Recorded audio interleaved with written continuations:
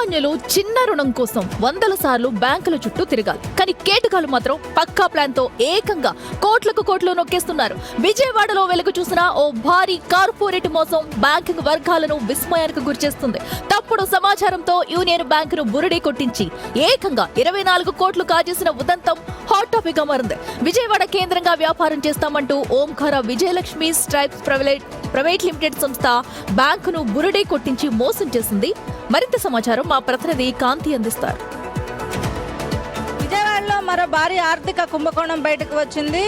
ఓంకార Vijayalakshmi stripes పేరుతోటి ఏర్పాటు చేసినటువంటి ఓ షెల్ కంపెనీ ద్వారా కోట్ల రూపాయల మోసం జరిగినట్లుగా గుర్తించారు బ్యాంక్ అధికారులు. ఈ బ్యాంక్ అధికారులు ఇచ్చినటువంటి సమాచారంతో పోలీసులు కేసు నమోదు చేసి దర్యాప్తు చేస్తున్నారు. సూర్యారావుపేటలో ఉన్నటువంటి యూనియన్ బ్యాంక్ నుంచి వ్యాపార అవసరాల కోసం లోన్ తీసుకున్నారు. కానీ ఆ నిధులలో తోటి ఎటువంటి యూనిట్లు కూడా ఏర్పాటు చేయకుండా తప్పుడు లెక్కలతోటి బ్యాంకును నమ్మించి ఆ మొత్తాన్ని కూడా షెల్ కంపెనీల ద్వారా వేరువేరు ఖాతాల్లోకి మళ్లించినట్లుగా గుర్తించారు. బ్యాంక్ అధికారులు క్షేత్రస్థాయిలో తనిఖీ చేసినప్పుడు విస్తుపోయే నిజాలు బయటకు వచ్చాయి. అసలు సుమారు 24 కోట్ల రూపాయల విలువైన సరుకు కొన్నట్లుగా బ్యాంక్ అధికారులకు చూపించినటువంటి ఈ సంస్థ యజమానులు అక్కడికి వెళ్ళి రికార్డ్స్లో మాత్రమే 23.585 కోట్ల రూపాయలకు సంబంధించినటువంటి సరుకు చూపించారు. అయితే అక్కడికి వెళ్ళి చూస్తున్నట్లయితే 25 లక్షల రూపాయల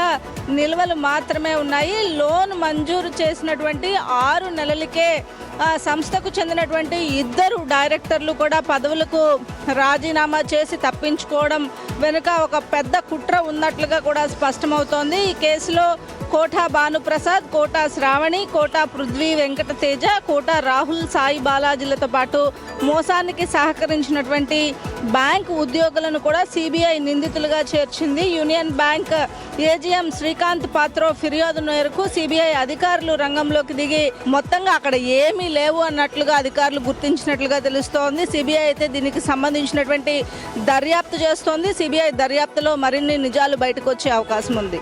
కెమెరా పర్సన్ సురేంద్రతో కాంతి, బిగ్ టీవీ, విజయవాడ.